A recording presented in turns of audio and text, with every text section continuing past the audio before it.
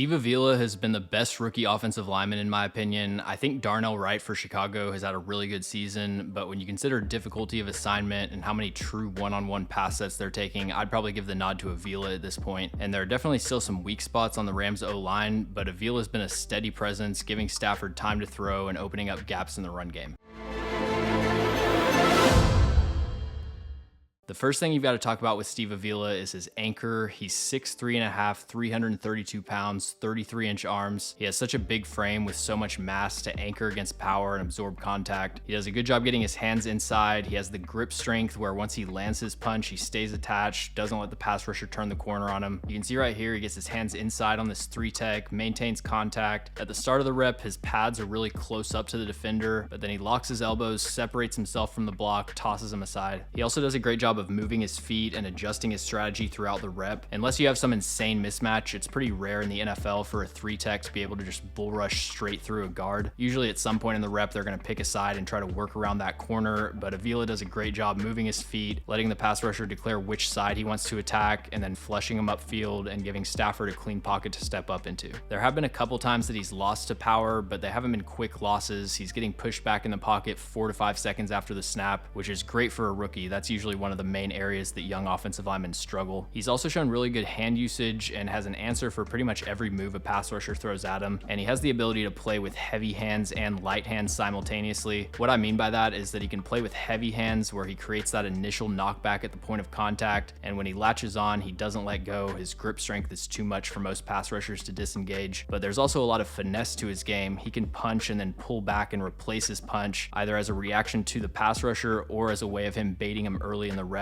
So that's what I mean by light hands. He has the patience and timing to feel out the pass rusher, maybe land a softer initial strike, and then pull back and reposition his hands once he gets into a move. When he's blocking a 3 technique with no immediate threat to the inside, he usually sets outside and leads with an inside hand punch. That way he can widen out with his feet to protect the B gap, but stay attached with the inside hand, so if the pass rusher crosses over, he can slide his feet and wash him away from the quarterback. This has probably been the most impressive aspect of Steve Avila's tape, is his ability to slide with inside movement, especially for a player of his size. Having the foot quickness to set in one direction and then shuffle back and seal off 2 gaps, you don't see that very often. And there were times on his college tape I thought his feet were kind of stuck in quicksand a little bit, but that's hardly ever been an issue in the NFL. So right here, his set's going to be at a 45-degree angle outside. That way he's protecting the B gap if the 3-tech decided to just rush straight through it. But by widening out, he's creating that space in the A gap, so his first punch is going to be with the inside hand, and you can see the pass rusher tries to swipe inside and rip through, but Avila keeps his hand attached, slides his feet to the inside, cuts off that A gap, and then he gets some help from the center, turns him over on his back. Here's another one. He's matched up with Milton Williams in a 3-tech alignment, so he's lined up right over the B gap, and his first step's going to be 45 degrees outside to protect that B gap. Milton Williams responds by trying to swim inside, but Avila's landed that inside hand punch. Williams is one of the most explosive defensive linemen in the NFL, so he's able to get a step inside, but Avila gives him a shove at the last second to clear him out of the way. Here's another one against the Colts. This time Tyquan Lewis is going to go straight to power, slanting to the inside. Avila still takes that initial set outside in his pass set, but he's quick to react to the inside movement, redirects his set back inside, lands the inside hand punch, anchors against the bull rush, and then once Lewis starts to disengage and gets inside leverage and tries to finish to the quarterback, Avila takes advantage of him not being as firm on his feet and just pushes him out of the way. There's so many examples through these first 6 weeks of Avila doing the exact same movement. I'm not going to break down every single one. Milton Williams was able to beat him one time in this situation. You can see Avila really overextends with this inside hand punch. He takes a little bit too wide of a set. The actual problem isn't really how much width he gets, it's more that he's leaning his weight displacement outside. If you're going to widen out like this and leave an open A gap, you want your weight more back on your heels, so that way when they cross over back inside, you're in a good position to recover. But yeah, he misses with this inside hand. Milton Williams is able to swipe inside and get a pressure on Matt Stafford. He's also been really good about always looking for work, providing a lot of help to his center and left tackle. You can see right here, Nick Bosa is able to forklift Alaric Jackson, but Avila has his eyes up. He sees Bosa win inside, and he slides over, slows him down enough that Stafford can still get rid of the ball. So there's a lot of examples on tape of Avila having good awareness and basically saving the play by sliding over and blocking someone that got through. But you can also tell he just has that aggressive physical mentality, a lot of just finished blocks where the tackle was probably going to win, but he just slides over and knocks him on the ground. So I think Avila's been great in pass protection. If you care about this sort of thing, I think he's probably the most undergraded player on PFF. There's a lot of times where the entire left side of the line is collapsed collapsing just because they were really weak at left tackle, especially in like the Bengals game. And I think Avila's gotten tagged for some stuff that wasn't necessarily his fault. But yeah, if you watch the tape, he's been a rock in pass protection outside of probably 5 snaps. If you're enjoying the video, make sure to subscribe and leave a like, and also follow us on all of our social medias. The links to those are in the description. And then as a run blocker, his size, play strength, and hand usage allows him to create a lot of displacement on down blocks and double teams. Right here, he's matched up with Jalen Carter. He gets this outside hand underneath the armpit and just drives him out of his gap. So I didn't have any doubts about his ability to create movement off the line of scrimmage, but I have been surprised by his zone blocking ability. He has good movement skills to get to his aiming point, whether it's a difficult reach block or a second level block on a linebacker. He had a couple really nice blocks on Fred Warner in week 2. Right here against the Bengals, they're running a play action throwback screen to the left. Mike Hilton reads this play pretty quickly and he's on track to get a big tackle for loss, but Avila is able to track him down, land his punch, clear him out of the way for Kyron Williams to get a big gain. Good example of his raw play strength right here. He gets his hands on the linebacker, hip tosses him into the ground. Right here, they're running a screen to Kyron Williams in the red zone. They've got the center climbing downfield to block Dre Greenlaw, and then Avila is going to pass set and then disengage and get downfield. And you can see as Kyron Williams is heading into the end zone, Greenlaw is able to undercut this block from Coleman Shelton, but Avila's coming full speed downhill, lands the finishing block. Williams is able to get the touchdown. There are a few plays some people might look at and say is holding, but the reason it doesn't get called is because he does a great job getting his hands inside and then he keeps his feet moving throughout the rep. So even if he is technically holding onto the jersey, because he's moving his feet and you don't actually see that jersey grab and stretch out, it's not going to get called. And that's a major element of being able to sustain blocks and finish reach blocks at difficult angles. So Steve Avila is playing like a 5-year veteran already. It's important to keep in mind when a rookie offensive lineman struggles that the learning curve is pretty steep, and so it is fair to expect some growing pains early on and then the development picks up. But Steve Avila's kind of skipped over that rookie learning curve. He still has some rough plays here and there, but I don't think he's had a single bad game, and I expect his level of play to just continue to rise.